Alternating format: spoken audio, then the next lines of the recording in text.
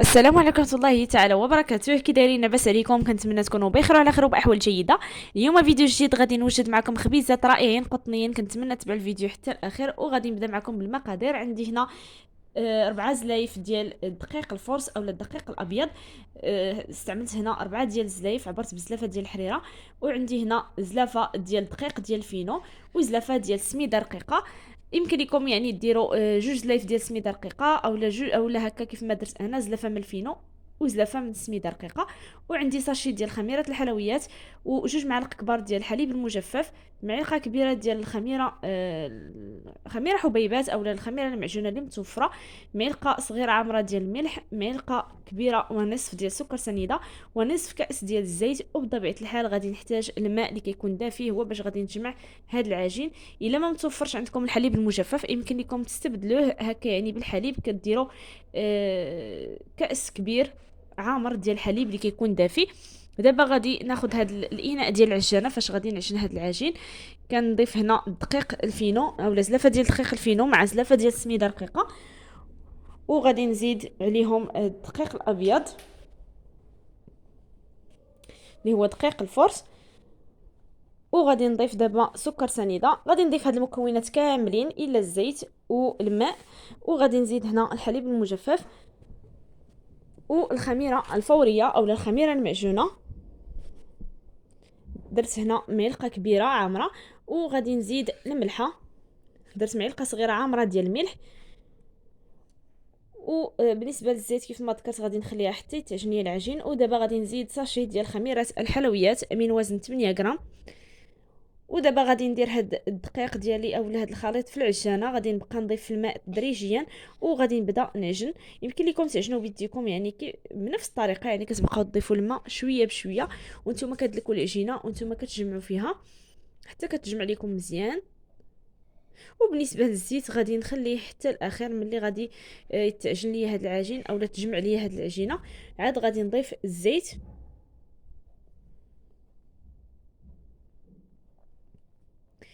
وكيف ما كتشوفوا يعني كنبقاو نضيفوا شويه بشويه الماء. ومن بعد من بعد ما بدات العجينه ديالنا كتجمع كنبقاو نضيفوا شويه بشويه حتى كتولي العجينه مرخوفه. الا ما بغيتوش هكا يعني تدكها لكم العجانه يمكن لكم يعني تحيدوها وتحطوها فوق طاوله العمل، وغادي تبقاو تزيدوا عليها الماء شويه بشويه. كيف ما غادي ندير انا من بعد، من بعد لما غادي نضيف الزيت غادي نحيدها من هذا الاناء ديال العجانه وغادي نحاول ندلكها فوق طاولة العمل، لانه هذا العجين ضروري ما خصو يدلك، لانه السميده رقيقه ضروري ما خصها تذوب. وحتى الدقيق دقيق الفينو خصو حتى هو يذوب، يعني ضروري كيبغي شويه الدليك باش هكا يعني يجينا هاد الخبيزات او يجيونا الخبيزات ديالنا خفاف وهشاش وكيجيو قطنيين من الداخل. صافي غادي نستمر على هاد الطريقه. كيف ما كتشوفوا كنبقى نضيف في الماء، يعني ما بغيتش نسرع الفيديو في هذه المرحله باش تشوفوا معايا يعني الطريقه حتى كنشوف يعني القياس اللي غادي يكفيني من الماء. وغادي نزيد ديك الساعات الزيت.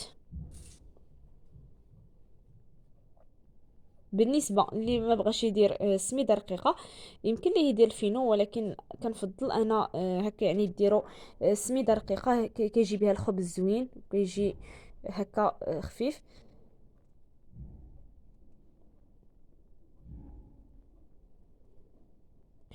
وصافي دابا غادي نزيد هاد نصف كاس ديال الزيت. بالنسبه للزيت هي ماشي زيت الزيتون وانما غير الزيت العاديه.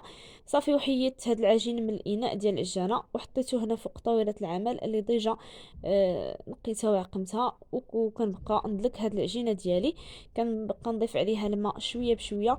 كيف ما كتشوفوا راه مازال ما تحصلت انا على القوام اللي بغيت ديال هاد العجين، داكشي علاش غادي نبقى نضيف الماء شويه بشويه حتى كنتحصل على عجينه اللي هي خفيفه ومرخوفه وكتجي مدلوكه مزيان.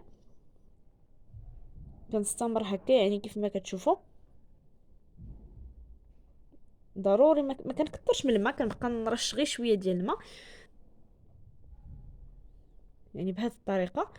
كنضيف غير شويه ديال الماء هكا صافي كنبقى ندلك دائما. ماشي غير العجينه ديال الخبز وانما دائما اي عجين يعني هكا ضروري ما خصو يدلك معنا ندلكوه عفوا مزيان باش يجينا هكا باش يجيونا الخبيزات ناجحين.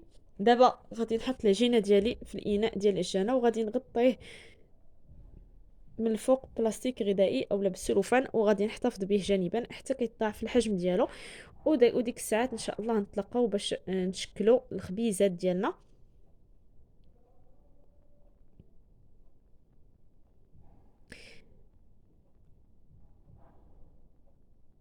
ومن بعد ما دازت واحد 15 دقيقه وها هي العجينه ديالنا يعني ضاعف الحجم ديالها. دابا غادي نحاول نفرغ منها هذا الهواء اللي كيكون فيها، وغادي نحطها فوق طاوله العمل. ما كنرش فيها لا دقيق لا والو، لانه العجينه ملي كتكون مدلوكه يعني ما كتلصقش نهائيا. وعاد غادي نبدا باش نقسم هاد العجينه ديالي لكريات.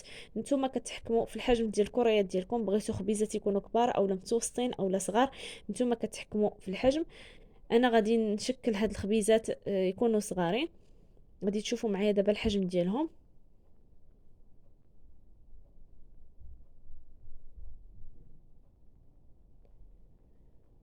غادي نقسمهم على هاد الشكل، يعني كيعطي هاد الكميه عفوا اللي هاد الكميه ديال الدقيق اللي درت لهاد الخبز، يعني كيخرج ليا كميه اللي هي كثيره ديال هاد الخبيزات. يمكن لكم نتوما تنقصوا من الكميه على حسب نتوما شنو كتبغيو. انا صراحه كنفضل هكا يعني ندير كميه كثيره وكنحتفظ بهم في المجمد. صافي من بعد ما شكلتهم على الحجم اللي بغيت اولا على الحجم ديال هاد الخبيزات، صافي غادي نغطيهم هكا ببلاستيك غذائي من الفوق، وغادي نخليهم واحد 5 دقائق حتى كيرتاحوا غير شويه، ماشي كيخمروا وانما غير كيرتاحوا.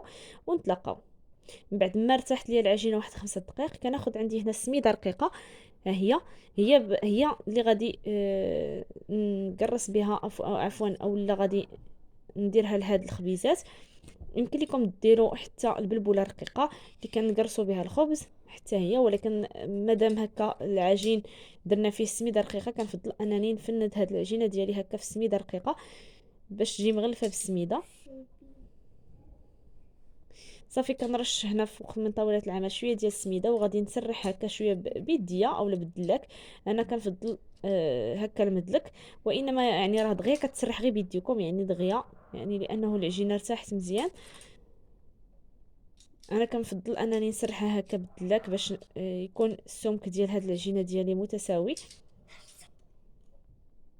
باش ما تجينيش جهه طالعه وجهه هابطه، يعني هكا كتجي متساويه. صافي كنستمر على هاد الكيفيه حتى كنقرص اولا حتى كنشكل هاد الكميه اللي عندي ديال هاد العجين. راه ما كنفندهم لا في الماء لا في الزيت، يعني قبل ما غادي ندوزهم في سميده رقيقه ما كنفندهمش لا في الماء ولا في الزيت، فقط هكا كناخذ هاد الكريات ديالي وكنحطهم في هاد الصحن اللي فيه السميده رقيقه فقط، وكنبدا كنقرص يعني غير هكا.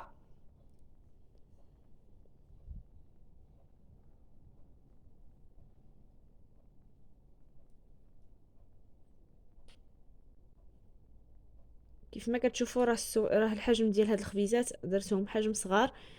نتوما كتحكموا في الحجم، ماشي بالضروره يعني ديروهم هكا صغارين كيف ما درت انا. نتوما كتحكموا في الحجم ديال هاد الخبيزات.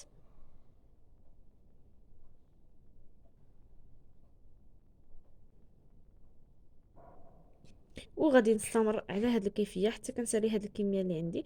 وان شاء الله من بعد ما نسالي هذه الكميه ونستفهم في اللاطه اللي كتدخل الفران. بطبيعه الحال اللاطه ضروري ما كندهنوها يا اما بشويه الزيت ونرشوا عليها السميده رقيقه، اولا كنفرشوا عليها ورق الطبخ وكنستفوا هاد الخبيزات ديالنا. يعني ماشي اللي ما متوفرش عنده ورق الطبخ يدهن غير بشويه ديال الزيت ويرش شويه ديال السميده رقيقه ويدخل عفوا ويحط الخبيزات ديالنا ومن بعد دخلوهم الفران راه ما كتلصقوش نهائيا من تحت. كنتمنى هاد لا فيديو ينال اعجابكم، وغادي نستمر على هاد الكيفيه حتى كنسالي الكميه اللي عندي ونتلاقاو.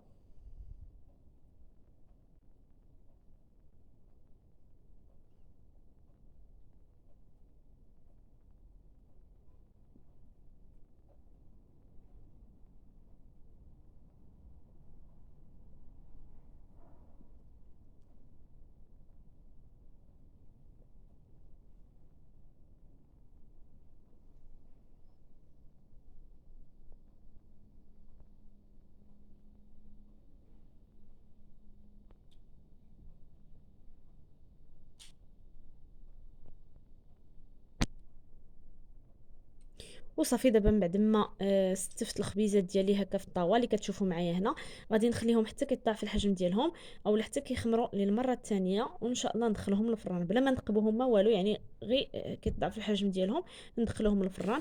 وهذا هو الشكل ديالهم بعد ما خرجتهم من الفران، كيجيو رائعين، كيجيو خفاف وكيجيو محمرين، يعني كيجي اللون ديالهم رائع. كنتمنى تجربوا هاد الطريقه ديال هاد الخبيزات. بالنسبه لكيفيه الطياب ديالهم في الفران، انا طيبتهم في الفران ديال الغاز، يعني كتشعلوا عليه من الفوق او من التحت وكتخليو الفران ديالكم حتى كيسخن مزيان، وعاد كتدخلوا هاد الخبيزات باش يطيبوا يعني هكا ويجيو رطبين.